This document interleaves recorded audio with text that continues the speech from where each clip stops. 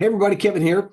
I usually don't cancel the Wednesday nights. In fact, I think I've only canceled one, possibly two over the last 5 years, but I am in between travel. So I was at the DME conference, which I want to go over with you today. And I'm going out to another conference tomorrow as you see this. So I'll be flying or just landing when our usually scheduled Zoom is. So I did want to put something together while the ideas were fresh in my mind coming off of the DME conference, and that's a diversified mortgage expo. And Nathan Turner owns that, and he is in Canada. He invests in the United States, and he purchased the company probably 4 years ago. I think this was his third or fourth event, and I hadn't really planned on going, but he sat down with us, Dwayne and I, in Arizona when we were at the Noteworthy conference, and just really wanted me to come out and invited me and said, please, we'd like to have you. It's been, you haven't been there in 3 years, we'd love to have you out and such. So I went ahead and did that. Dwayne flew out as well. Oh, Dwayne drove over actually, but Dwayne was there with me as well. And I wanted to give you some feedback. It'll talk about some of the new inventory, podcast, my session, all sorts of things that'll be coming towards us very soon. So first of all, attendance. The attendance was not what they were expecting. They were expecting 300 people, and there was under 150 people there. So attendance was not what they were expecting based upon previous years. I don't know what the answer is to that. You never know. I do know that our industry suffered burnout from too many events. Too many people were starting to put together these larger expo type of events, and it's just too much because it ends up being the same people attending. And by the time you look at flights and rooms and everything else, it just becomes a little bit too much. So I think that probably played a little bit of a role with that attendance. But overall, though, I have to tell you, it was a very good audience. Most people there were a little bit more seasoned.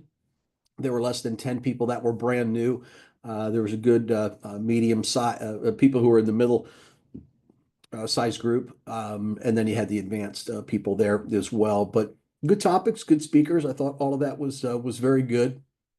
And um, something I learned about at that event, there is Chris Sevigny, who you all should be fairly familiar with. We get assets from Chris from time to time. We used to get some special inventory from him, but his inventory got a little bit lower. He has a fund and buys notes and trades them. So the number 7 with E, but his last name is 7E. Good guy. I know some of the people who work there as well. He was looking to buy PaperSource. PaperSource was another national event, typically held in Las Vegas, and the owners of that company are, getting older and want to go into retirement. Chris got into negotiations with them to do something with that company, but I guess it fell through, and Chris decided, well, our vision is not the same. I'm going to do it my way, and has an event called Paper Trails coming up in Vegas. I have no idea what their expectations are or anything like that. That's just kind of the word that was going around. So I don't know. I have no thoughts about that or comments about that. But again, I think if we get too many events, it just dilutes it for everyone in the industry. So a lot of these events, if you're going to go with the intent of networking. That's really the most you're going to get out of it. Attend the events that you want to.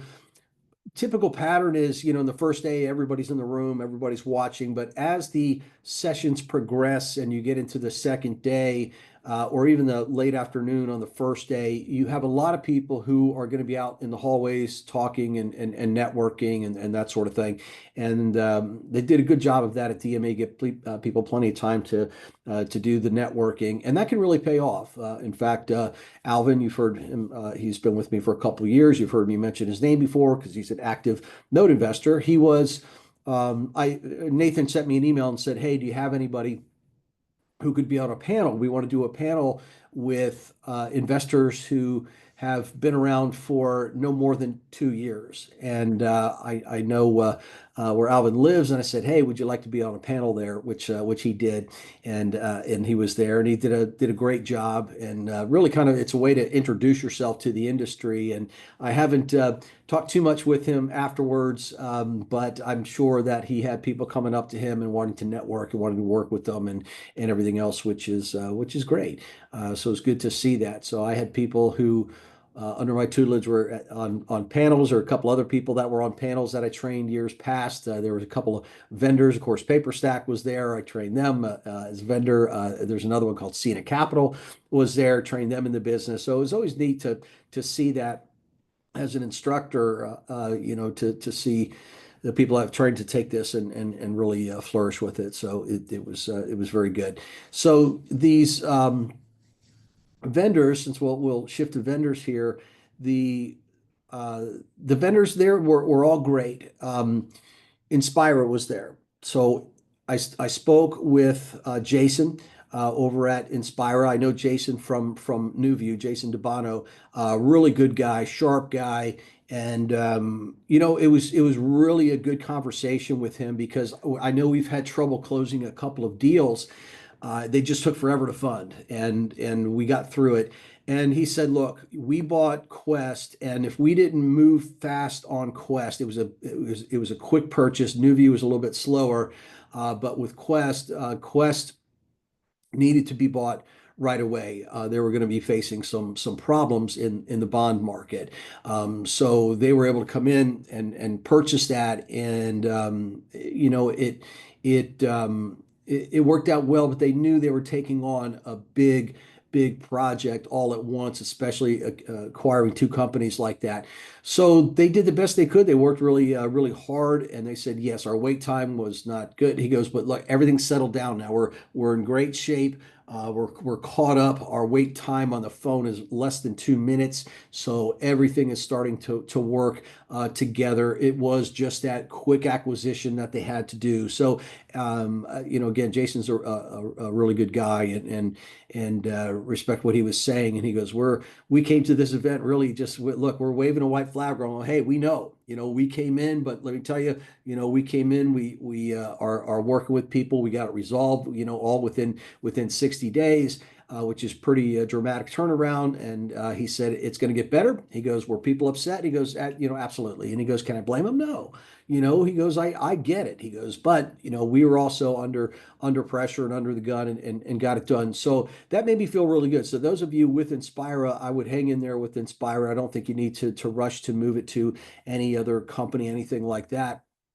Because I think they are fully on top of it now. So they're going out, they're reaching out to people, and I thought that was a good thing to see. Cena Capital was there. That's Mahmood's company, and I trained Mahmood years ago.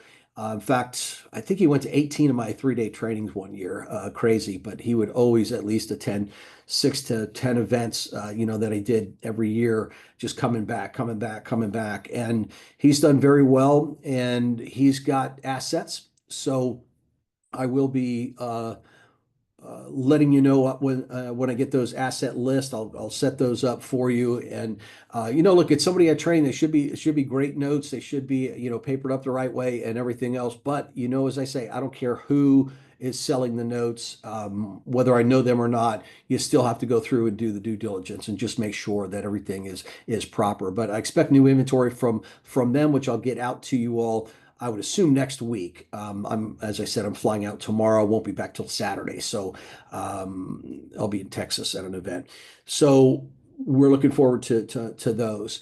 Other vendors that were there, Allied was there. So I talked with Melissa, and it was good to see her again. Don't see her often, but known her a long time in the industry as well, and talked to her about some deals that we were working on, and getting loans boarded, all those sorts of things. So everything is good with Allied. No issues there. Rachel Sims was there for FNAC, First National Acceptance Corporation, and always good to see them as well. They're still buying, $8 to $10 million worth of brokered notes every single year.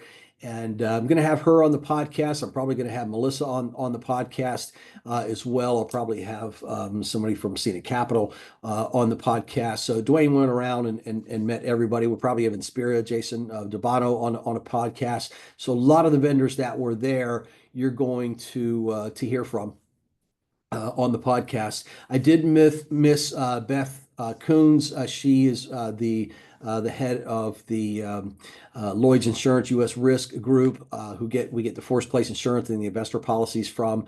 She was there, and but I happened to miss her. She didn't come in until late the second day, and I was doing my session. So she's there.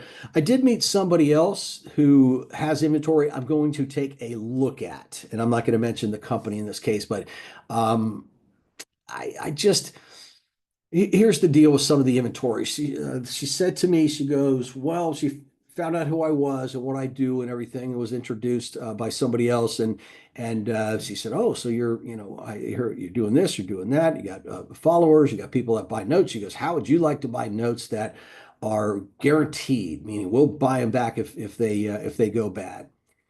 And I was very honest with her. I just said, that doesn't move my needle, and it doesn't, because if somebody's going to guarantee the performance of a note with a buyback type of program, because you can't guarantee performance, so it's just a little workaround.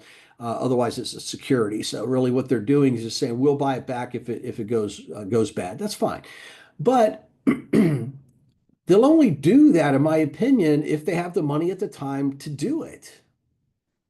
That's really it. It's like somebody signing a personal guarantee. Well, I don't care. Your company signed on it and you're going to do a personal guarantee. Does that add value to me? No, because I could foreclose either way. And your personal guarantee doesn't mean that you're going to come up with the money at the time to do it. So I never got that, because the other part of it is there's always a trade-off. They believe that that adds value, or at least perceived value. And in my mind, it does not. I would rather buy, and I told her, I said, so let me guess, you're offering the buyback, but you don't sell your notes at a discount. And she goes, no, we don't sell our notes at a discount. We sell them at par. I said, well, there's the other issue. So they're dangling this guarantee that if it goes bad, they'll buy it back. The trade-off is you're paying par on a note. So you have no bonus yield, you have no discount on the note, and you're buying it at whatever yield that they have. Not interested. I would rather buy it at a discount without the guarantee, because if the note goes bad, I'll take care of it. I'll take care of it. I want the discount in there, and that's what they do. I told her, send me the inventory. I'll look at it. We'll see if she sends it. But if she does, I'll take a peek, and the answer is probably no. So that's not a good way to do the business. It reminds me of somebody a couple years back that started doing private lending to these investors that were buying property, fixing it up, and reselling it. And the same thing. The pitch was, if a note goes bad, we'll continue to pay on it, and or we'll move it to another property. So we have a guarantee in place. And well, what happened? Well, all of a sudden, not one of his loans went bad, but about five of them went bad. He goes, hey, what are we doing here? You're not making the payments on these. You're going to move into other properties. And their answer was, we don't have any other properties right now, and we don't have the money to pay you on these notes. So whatever guarantee it was is out the window. What's your recourse to the law to sue them, and how much money and time is that going to take you? So the whole guarantee thing is just, it's a little bit of the shell game there, just to kind of come in and say, oh yeah, it comes bad, you got it, but no discount. Nope, not interested. So we'll see what happens with that inventory. PaperStack was there. In fact, three of the four owners were there, everybody except for Mike, the programmer. But Rick was there, TJ was there, and Brett was there. So I got to spend some good quality time with them over lunch. And there's going to be some changes coming to PaperStack. They are moving towards an auction format, which I'm not a huge fan of. I'd rather see pricing on there. I'd rather see what they have now, which is either priced or it has, make an offer. I'd much rather see that sort of thing than an auction type of format. But the auction format is going to bring in some more inventory. There's a lot of bigger funds that want to sell notes, but they don't want to go through and price them all. They want to throw them out to the marketplace like an SN does, like a Revolve does, throw them out to the marketplace. You tell us what they're worth, and then we can make a decision. So, okay, so be it. So they'll probably have a hybrid type where some will be priced, but the larger ones, when a big company comes in, what they call their enterprise level, a big fund might come in and say, boom, we're popping 100 notes on there, make an offer. So there will be a change in the formatting coming up. I believe he said within about 60 days. So we'll see that. I'm sure we'll get a heads up email on that. But secondly, we had a good conversation. He's got some what he believes is going to be pretty steady inventory that would be a good fit for us. So he's going, he being Rick, kind of leading the charge there. Rick said, we'll give you first crack at it. So if we can look at those assets first before anybody else and buy what we can and let the rest go to everybody, it's just a great benefit from a great relationship there. So that inventory, I don't know. We're gonna have a follow-up conversation after I get back from. I might go to Dallas or Dallas, yeah. After I get back from Dallas, so next week we'll follow up on that inventory as well. The sessions that I attended, and I did not attend all sessions. I spent time, networking with people and meeting and talking with the vendors and such. But I was interested in the segment that was called Ask an Attorney, and they had three attorneys on a panel. One represented only New York, one represented only Pennsylvania, and the third attorney represented about 5 states in the Midwest, Indiana and states that we invest in. And that I was interested in. I wanted to see if there's anything new, any updates, anything like that. One takeaway I can tell you from that was New York. She just went through and told us how it was in New York. And my whole thing was, this is why I've been telling you all for at least 4 or 5 years, don't buy a note in New York. It's not worth it. And she really broke it down. She said, look, if you're buying in upstate New York, you should be able to have a foreclosure started in 2 years. If you're the closer you get towards New York City, the more, I guess, attorneys are there. And yeah, she's looking, she's like, it's going to take you about almost 4 years on a non-contested foreclosure. Contested could take even longer. And her point was, you need an attorney like her, because if you don't follow all the proper rules and the deadlines and everything else, they can have it delayed by 3 months, 6 months, and everything else. And all I kept hearing was, so why would we invest in, my head, I'm going, why would I invest in notes in New York? And the answer is I wouldn't. I mean, if anything, that was my big takeaway. Just New York is not worth it, because they're just going to drag it out, drag it out, drag it out. You have these ultra conservative or ultra attorneys that just rule against the note owners, rule against the landlords, rule against the mortgage companies, and always lean in favor of a delinquent borrower or tenant. That jams up the system. It does not create a healthy real estate marketplace. But what can I tell you? Chicago, Cook County, another problem place.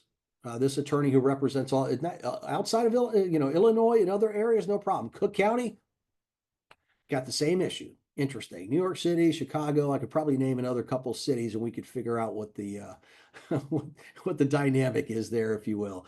It's just those sorts of things we just have to be a little bit more sensitive to, even on the performing side now. So that was my takeaway from there. Pennsylvania's okay. Pennsylvania's getting a little bit worse, but everything she said there, again, just follow the guidelines through attorneys. Don't foreclose yourself, and of course, I don't recommend that either. The gentleman who does a lot of the states in the Midwest, everything's great there. Everything's fine there. They did talk a little bit about contracts for deed. No problem there. in most all of the states. So, like I've always told you guys, you'll either be able to enforce the contract for deed, or you'll have to go through foreclosure. But we prepare for it, either way. So no issues with that. I've heard people, say, "Oh, contract for deeds are illegal." No, they're not. They're legal in every state. It's just the enforceability is different because most states do not have a contract for deed specific law. Okay, so then it defaults back to common law or a judge's decision. And that's where a judge might say, yeah, I know that's what it says, but we're going to make you foreclose anyway. Okay, so we just look at the states that have the other people and sessions that were there. A lot of people putting together funds. And I talked with some more seasoned investors. And everything we talked about was all these people starting their own funds. They've been in the business for 5 years and they're starting a fund. Everybody who's been around long enough looked at that and said, I wouldn't get involved with that. I wouldn't get involved with somebody who's opening a fund and they've been around for 5 years. What cycles have they seen? What experience level do they have?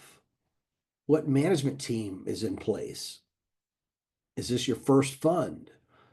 All those things come into question, and I extend my caution to you all as well. Funds, you're relying 100%. You have no control. You're relying 100% on the management of that fund. Most of these funds run thin. They don't have big departments making decision. They have one or two people managing a $20 million fund. If you've got $20 million, you've got a place in the marketplace right now, it is difficult to put that money into play. It is. And you can't sit on cash and you can't pay investors that way. You got to make your investors happy. So you have to buy. And you're big enough at that level to buy with the bigger players to get a little bit of a discount. But then you find out you're buying pools of loans, not individual loans. And when you make a decision on pools of loans, you don't get the luxury of scrutinizing every deal like you and I do. When we're on Zoom together, we go through every detail of a deal. You can't do that when you're looking at buying 50 notes at a time. You don't have that time. And you have to make educated guesses in some cases, right?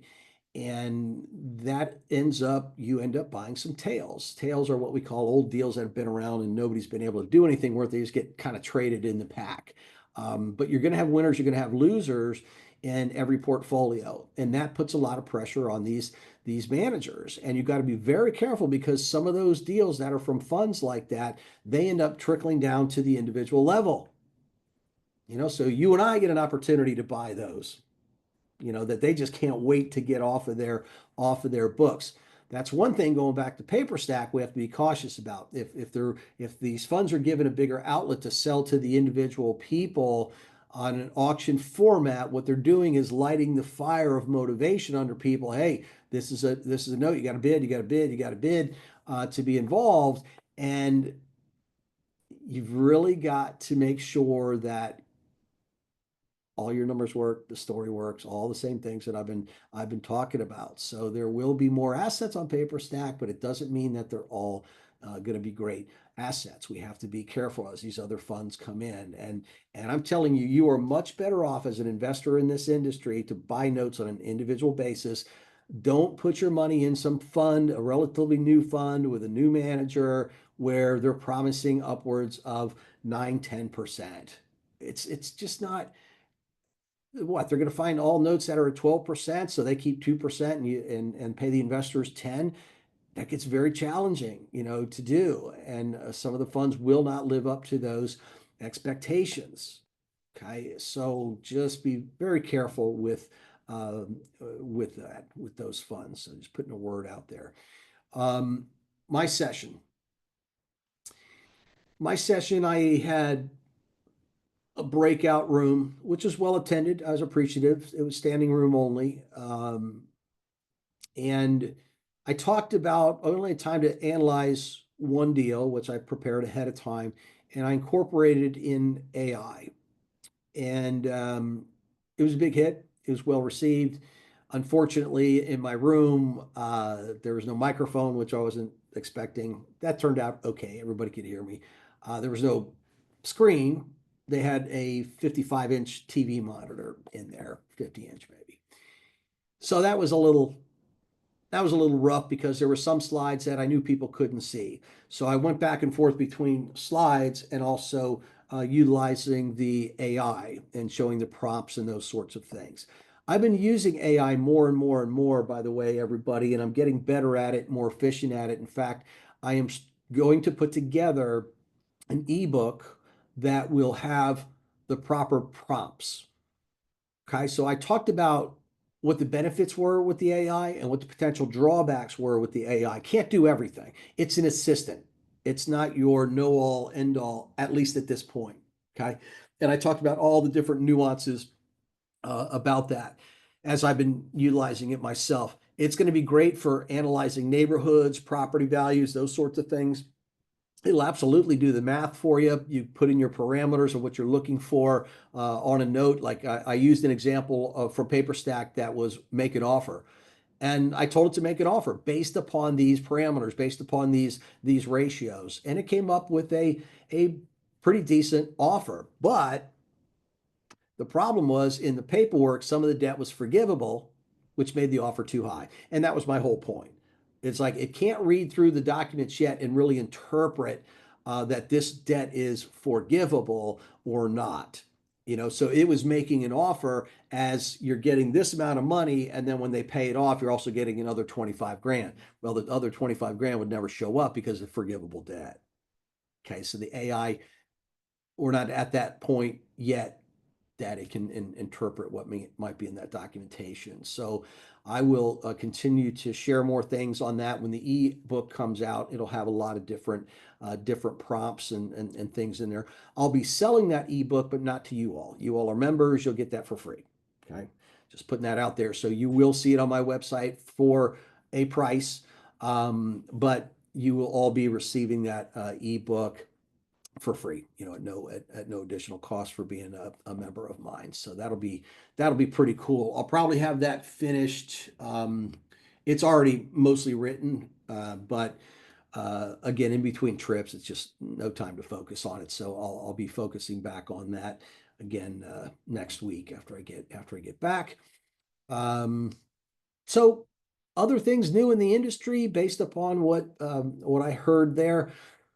Inventory wise, non-performing, still just not showing up to the party. And I've talked with you all in detail about that already.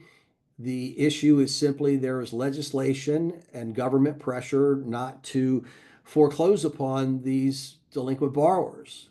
And they're trying everything they can to work with people. And I get it. Nobody wants to foreclose on somebody. We don't want to see people lose their houses.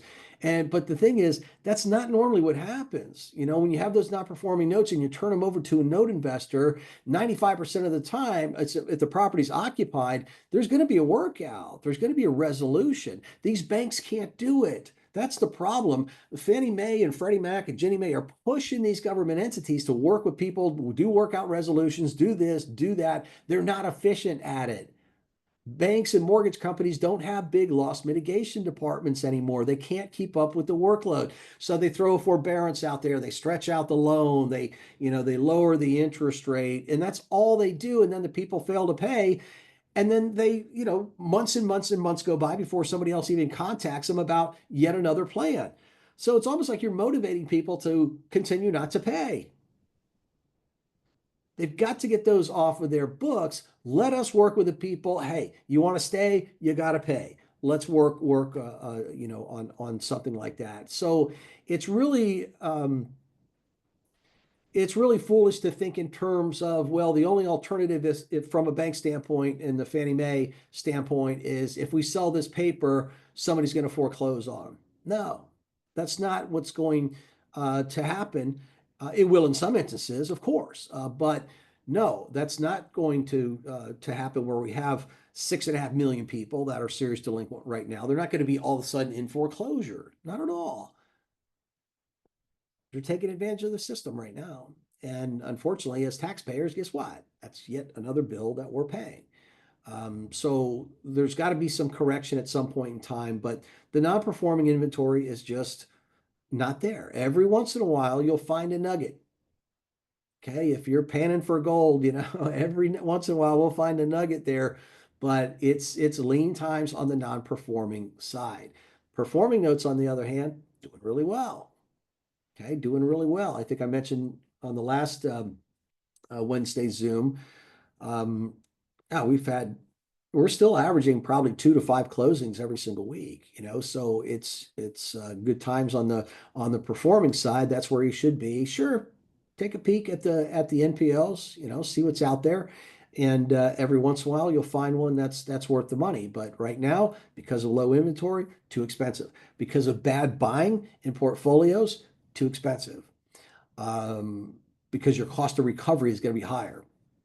Okay, remember that. Foreclosure costs, but speaking of foreclosure costs, the list that I provide, I think all of you have it. If you don't have it, I have a list of the Fannie Mae guidelines for foreclosure. And that is now in the industry, according to the attorneys that were on stage, that is the industry standard now. So that is what a flat fee would be. Now, you could have an attorney say, I'm charging you hourly. Their recommendation was, go with that flat rate. What the Fannie Mae rate is, go with that, because it's also if you get halfway through a foreclosure. So let's say the foreclosure is $4,000. You got halfway through it, and then there was some kind of workout, some kind of modification. Well, you might only owe $2,000. You're not going to owe the whole $4,000. Much better, they said, than the hourly. So you'll spend more money on the hourly foreclosures than the flat rate. So there is a Fannie Mae guideline. I've got a copy of it. Anybody that wants that, just shoot me an email. I'll get it out to you. And it tells you every single state, here's the most that they can charge for foreclosure under this program. And again, they don't have to be under the program. They can charge hourly, which would be higher than what that fee is. But if they're going to charge the Fannie Mae fee, which you have to request, and even requesting doesn't mean the attorney has to do it, but if you request that as an alternative and they say yes, well, there you go. That now you know what your fee is. Now you know what your cap is. That was the other takeaway. So let's see. Anything else at the event that you all need to know? I would say probably not. That's that's about it. Those were the key takeaways that I had, and let's see. Yeah, there's one other vendor. He's going to be on a podcast. I'll be on his, but you'll see what that is later on. Speaking of podcasts, I did put out 2 new episodes. Dan Deppen, who was also at the ME, he was there. I did a podcast episode with him, and I did one with Ted Kipke of Zimple Money, and that's out now as well. The podcast is also just like the book. It's called Real Estate Without Renters Podcast. So if you guys want to go there, that'd be great. Don't forget YouTube channel. I'm putting a lot of the all of my videos there too, and of course I do the tip of the day on X and Instagram and Facebook and LinkedIn, all that good stuff. So there you have it. And until I talk to you again. Good to keep you guys all informed with all the new changes. So overall it was worth me going out there and getting in touch with the latest stuff in the industry. So I'll continue to pass on anything else. All right, there you go. Thanks everybody. Have a good night.